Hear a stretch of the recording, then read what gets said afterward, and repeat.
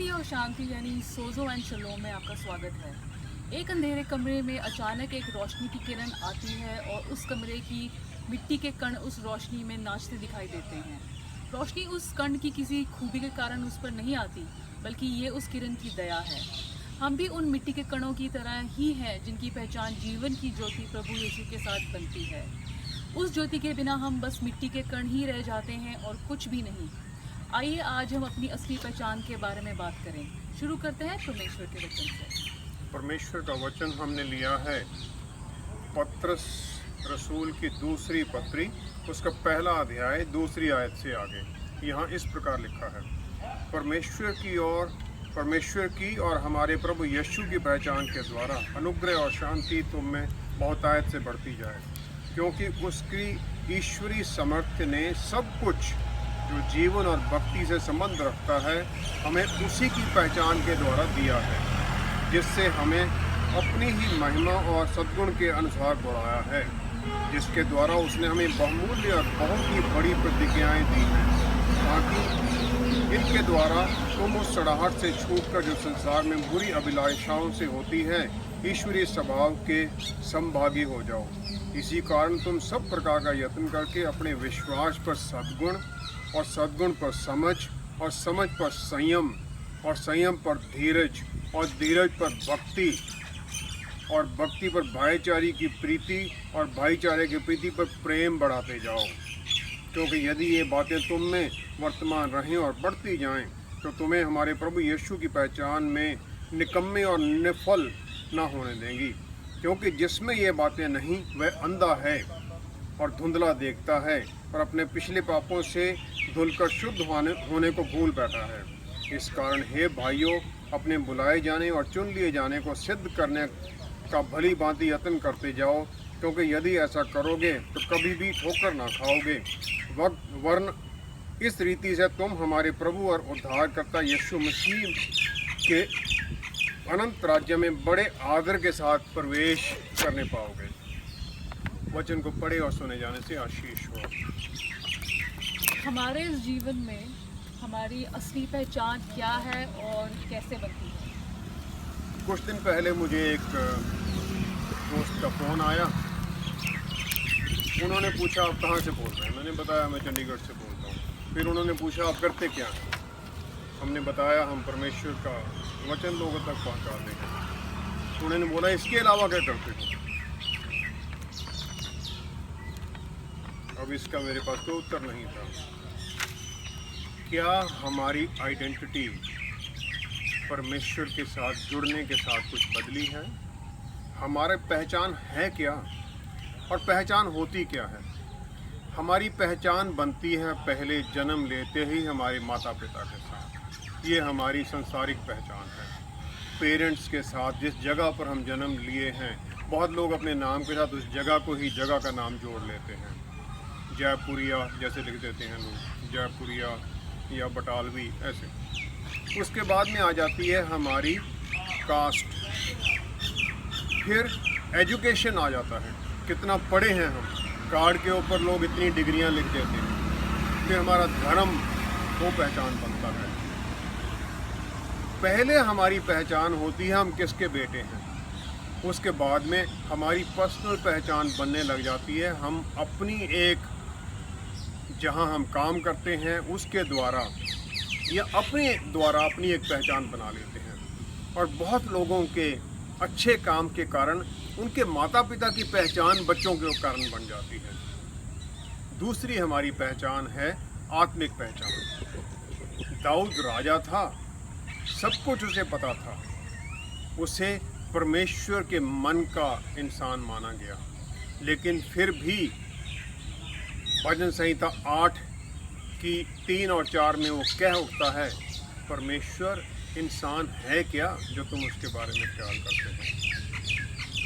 हमारे जीवन का मकसद क्या है? यिर्मयाह नबी को प्रभु कहते हैं पहले ही अध्याय में 5वीं आयत में, इससे पहले कि तुम माता के गर्भ में डाले गए मैं तुम्हें जानता था। परमेश्वर हमें इस जीवन में भेजने से पहले हमारे लिए एक प्लान बनाते हैं। यिर्मयाह की 29 की 11 में यही है। वो प्लान के अंदर एक हमारे लिए भविष्य उन्होंने संजो रखा है, उसके अंदर हमारे लिए एक आशा उन्होंने संजो रखी है, और उसी के मुताबिक फिर हमारा जीवन ढलने लगता है। उसमें परमेश्वर की इच्छा होती है। ज़रूरी ये है कि हम परमेश्वर की इच्छा को समझें, उसे जानें और उसके मुताबिक अपने जीवन को ढालने की कोशिश करें। हमारे मुल्क के अंदर टाटा इंडस्ट्रीज, टाटा हाउस के बारे में हम सब जानते हैं। उनका मोटो जो है वो है improving quality of life of communities, लोगों के जीवन का स्तर बेहतर बनाना। 26 नवंबर को जब बॉम्बे पर टेररिस्ट का अटैक हुआ ताज होटल के ऊपर और बाकी जगह पर, रतन टाटा जो उस समय चेयरमैन थे, उस होटल के बाहर ही बने रहे जब तक वो ऑपरेशन चलता रहा। उसके बाद में जितने लोगों ने जान गंवाई या अपना किसी तरह का नुकसान उठाया या उनको चोट लगी, रतन टाटा ने इंश्योर किया कि उनको हर तरह से उनकी देखभाल की जाए, उनके बच्चों की देखभाल की जाए। ये हमारी पहचान है जिसके कारण हम ये करने लग जाते हैं। हम परमेश्वर की इच्छा के अनुसार फिर लोगों के भले के लिए लग जाते हैं। विलियम कैरी भारत के अंदर आए मिशनरी बनकर, फिर उन्होंने देखा कि यहाँ किस प्रकार हम वचन पहुँचाएं। जो भारतीय भाषाएं थी उनके अंदर ग्रामर नहीं थी, कुछ भाषाओं के अंदर उन्होंने भाषाओं की ग्रामर बनाई, फिर उसके मुताबिक बाइबल का ट्रांसलेशन किया ताकि वो वचन सब तक पहुंच सके। इस दुनिया के अंदर परमेश्वर ने ये नहीं कि मुझे कोई ख़ास बना के भेजा है और आपको कम बना के भेजा है। हर इंसान उनके लिए इम्पोर्टेंट है। Everybody matters for him. और उसके लिए फिर वो हमें एक मिशन देते हैं और उस मिशन के अंदर फिर हम चलते हैं, उस मिशन के अंदर फिर हम लग जाते हैं। मुझे आर्मी में मैं ज्वाइन किया मैंने as an officer. Younger life के अंदर सब जगह पोस्टिंग हुई, चारों तरफ पोस्टिंग होती रही, चलता रहा। और एक जिंदगी ऐसी हो गई कि मैं अपने प्रोफेशन के अंदर ज़्यादा बिजी था ना कि अपनी वाइफ और बच्चों में। हम प्रोफेशन को प्राथमिकता दे देते हैं और कहीं पर हम ये भूल जाते हैं कि हमारी प्रायोरिटीज़ किसी और के लिए थी। मेरे पास एक अमेरिकन आर्मी का ट्रेंच कोट था जब मैं कैप्टन था, तो मेरे फादर ने मुझसे वो मांग लिया कि सर्दी के समय में यहाँ ज़रूरत होती है तो मुझे ये दे दो। लेकिन मैंने उन्हें वो इनकार कर दिया क्योंकि वो मैंने सोचा ये मेरी यूनिफॉर्म का आइटम है, शायद उन्हें देना ये अच्छा नहीं होगा। हमारी जिम्मेवारी बन जाती है पेरेंट्स के लिए, बच्चों के लिए, अपनी पत्नी के लिए, और अपने कामों के कारण फिर हम भूल जाते हैं उनके लिए। एक्सपेक्टेशंस, डिमांड्स, डिज़ायर सबकी हैं। मेरे बच्चों के लिए मेरे लिए एक्सपेक्टेशंस हैं। वो भी चाहते हैं कि उनके लिए कई कुछ हो। मेरी उनकी तरफ एक्सपेक्टेशंस हैं, मेरी भी उनके लिए कुछ इच्छाएं हैं। तो पहचान के अंदर ये सारा कुछ आ जाता है कि हम एक परिवार के साथ, पहले अपना घर का परिवार, फिर एक इलाका, फिर कम्युनिटी, फिर पूरा वर्ल्ड।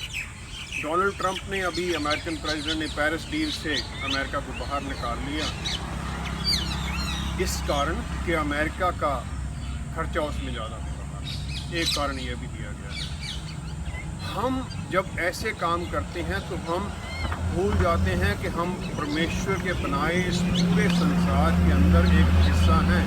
एक वो मिट्टी का कण जिसका काम है वो सभी मिट्टी के कणों के साथ मिलकर एक दूसरे को आगे बढ़ाना। इसी में हमारी पहचान फिर आगे बढ़ती है।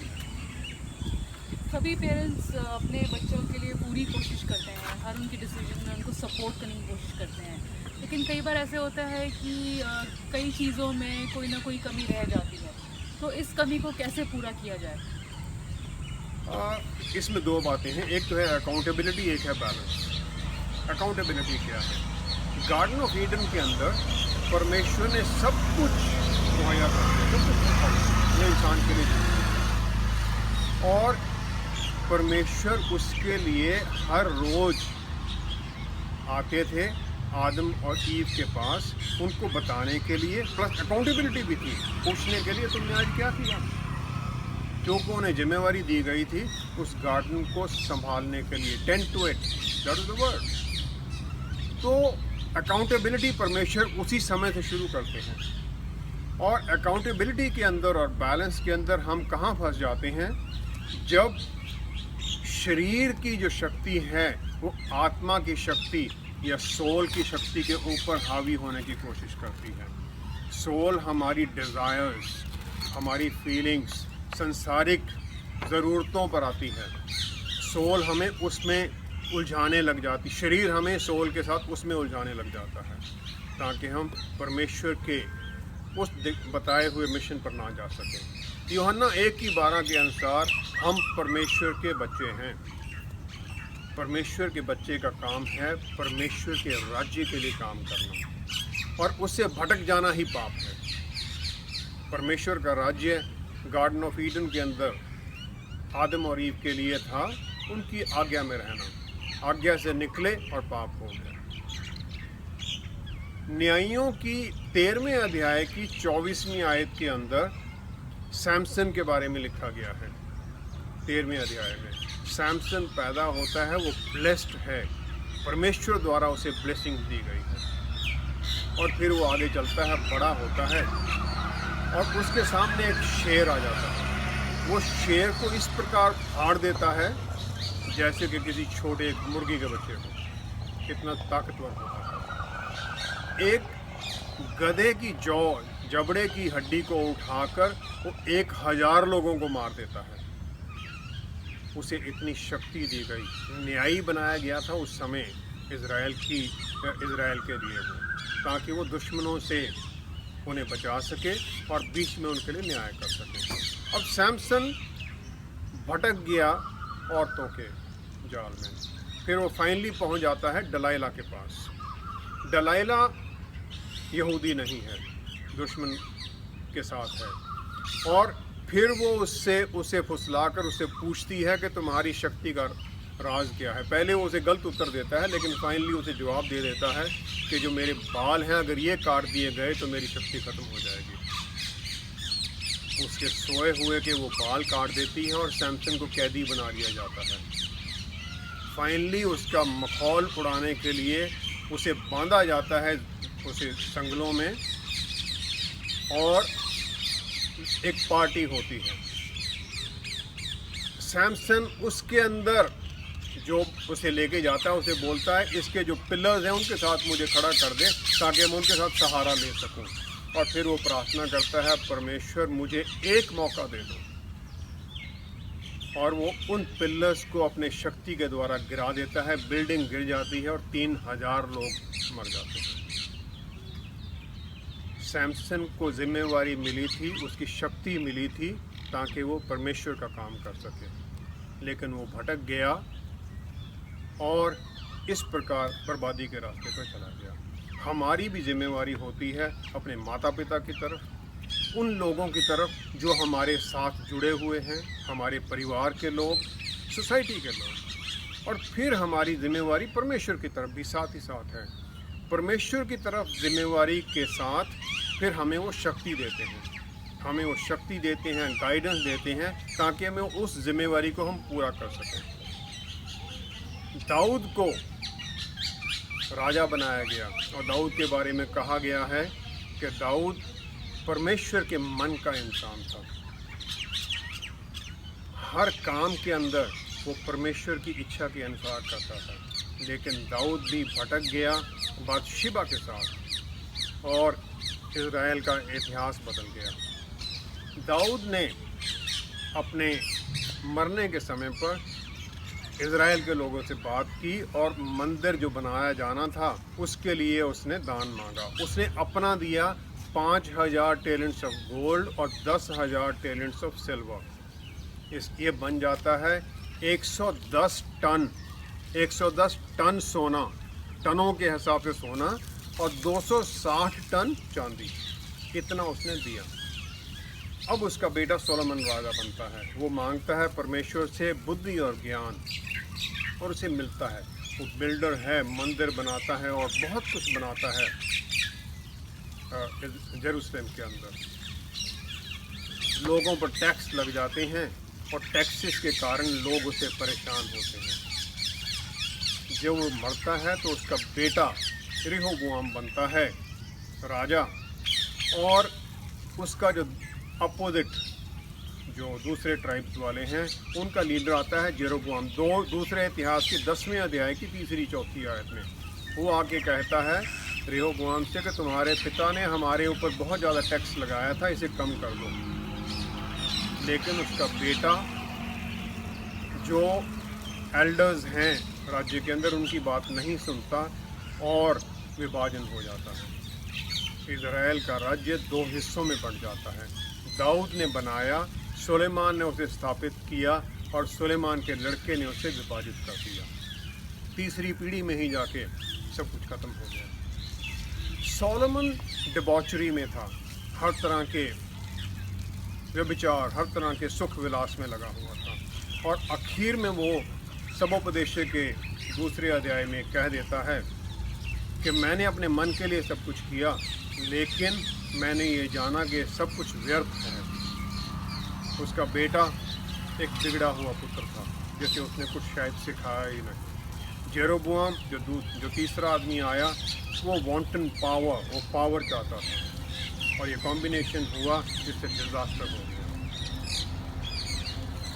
इन सब को देखने के बाद हम ये सोचना चाहेंगे कि हम क्या हैं, मैं यहाँ किस लिए आया।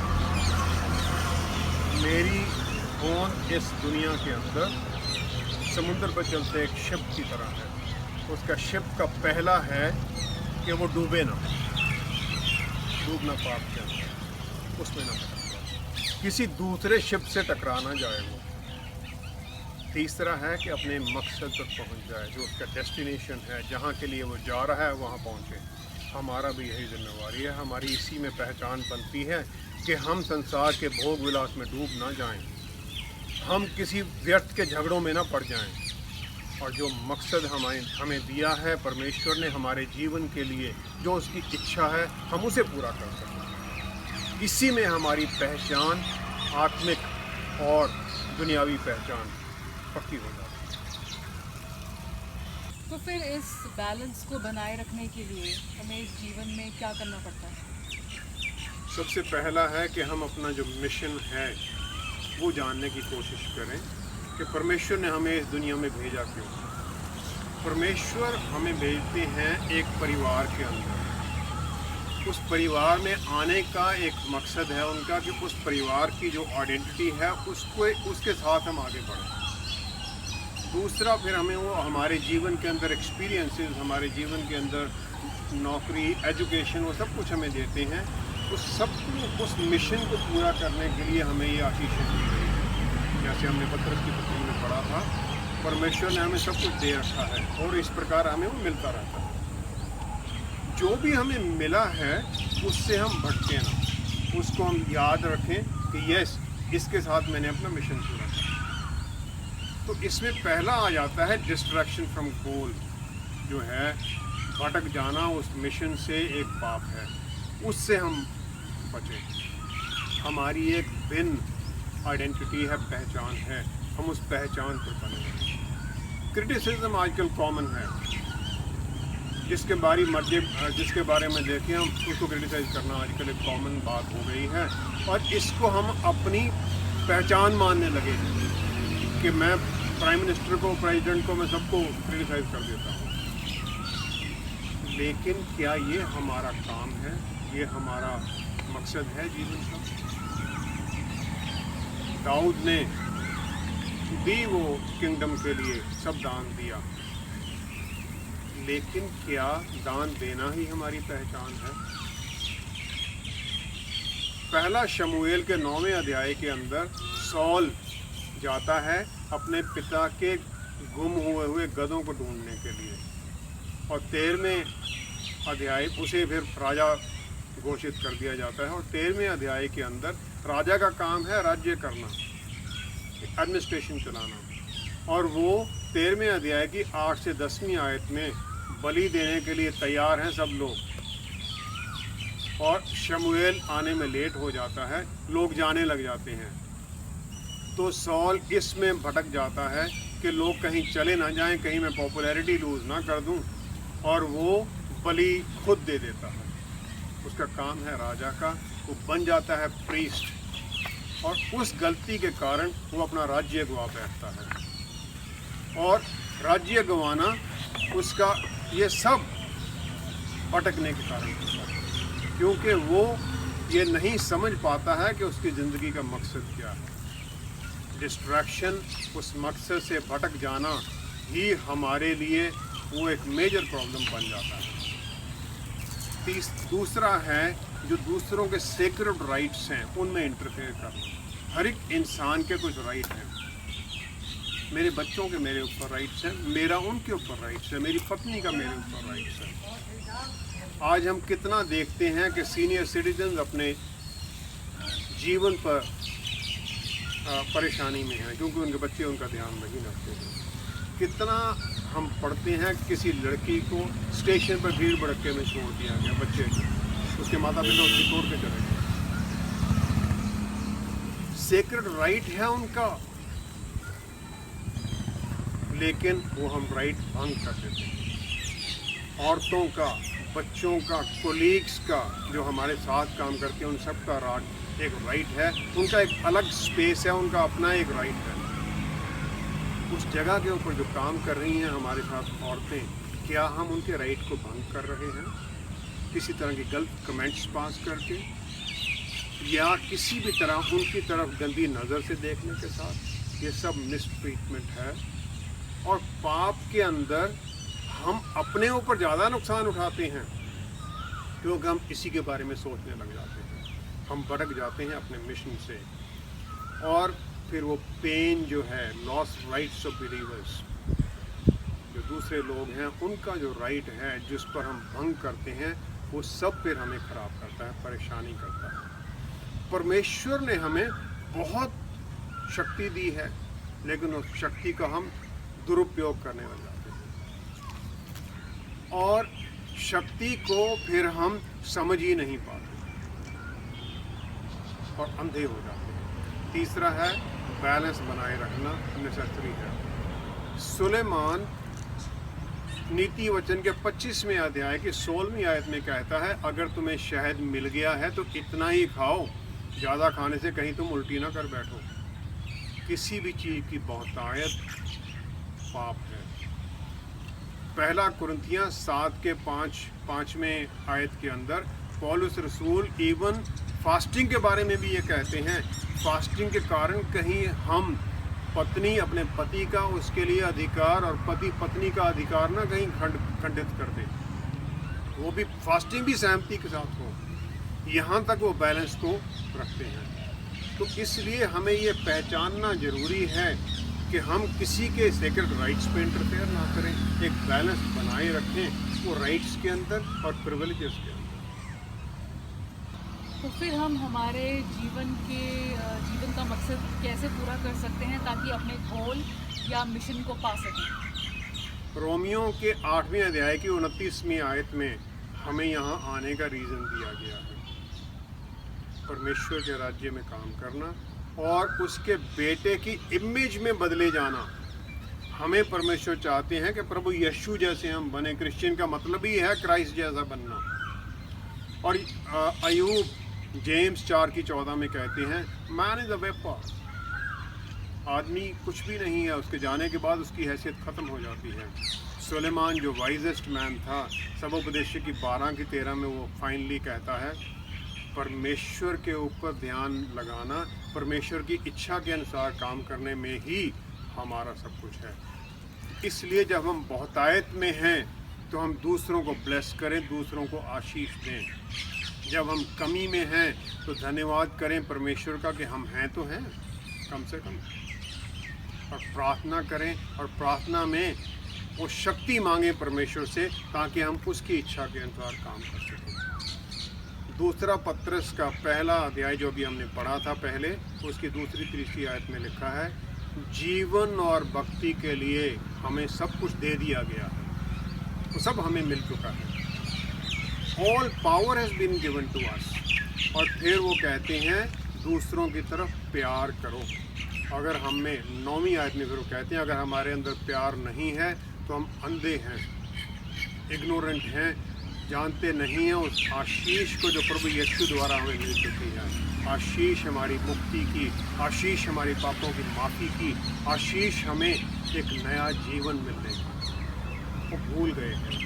और 11वीं आयत में फिर वो कहते हैं अगर हम ये सब करते हैं तब फिर हम उसके राज्य के अंदर आदर के साथ पहुँचेंगे।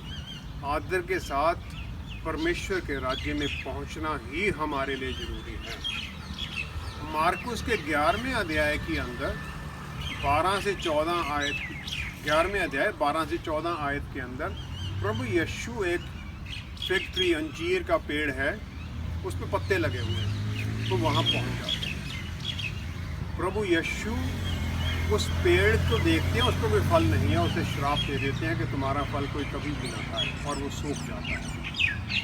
बहुत इसके ऊपर विचार होता है कि प्रभु यीशु ने एक पेड़ को क्यों ऐसे श्राप दे दिया। अंजीर के पेड़ के ऊपर जब पत्ते होते हैं तो उस पत्तों का मतलब ही यही है कि उसके ऊपर फल हैं। पत्ते फल के बिना आते ही नहीं हैं अंजीर के पेड़ के ऊपर। प्रभु यीशु वहाँ देखते हैं उस पेड़ को, उस पेड़ ने एक फसाद, एक अपने सामने एक पर्दा बना लिया है, पत्तों का फल नहीं है। अगर हमारे जीवन के अंदर भी इस प्रकार का पर्दा बना हुआ है और फल नहीं है तो हमें भी वो श्राप लग ही जाना है। फिर हम मकसद से भटक ही जाएंगे और उस मकसद को कभी भी पूरा नहीं कर पाएंगे।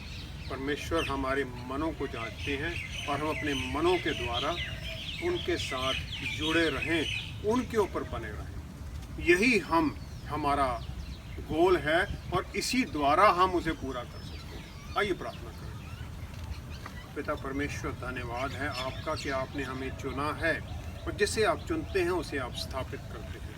आपका हाथ हमारे ऊपर है और प्रभु ये सिर्फ हम दोनों के ऊपर या हमारे घर पर ही नहीं है, आपका हाथ उन सब पर है जो आप में विश्वास करते हैं, जो परमेश्वर के बच्चे कहलाने का हक पाते हैं और जो इस प्रोग्राम को देख रहे हैं। आपका हाथ उन सब पर है। प्रभु यीशु, जिस पर आपका हाथ है उसे हर तरह की आशीष है, बीमारी से छुटकारा है, गरीबी से छुटकारा है, हर तरह की चिंता से छुटकारा है, क्योंकि आपकी शांति उनके जीवन के अंदर आती है। प्यारे प्रभु, हर जन को अपना हाथ इसी प्रकार बनाए रखिए उनके ऊपर और अपने हाथ के द्वारा उन्हें उस मकसद को पूरा करने के लिए शक्ति दीजिए और उस रास्ते पर चलने के लिए गाइडेंस दीजिए, ताकि प्रभु यीशु जो आपने उन्हें मिशन दिया है इस जीवन के अंदर वो उसे पूरा कर सकें, ताकि हम सब आपके राज्य के अंदर आदर सहित प्रवेश पा सकें।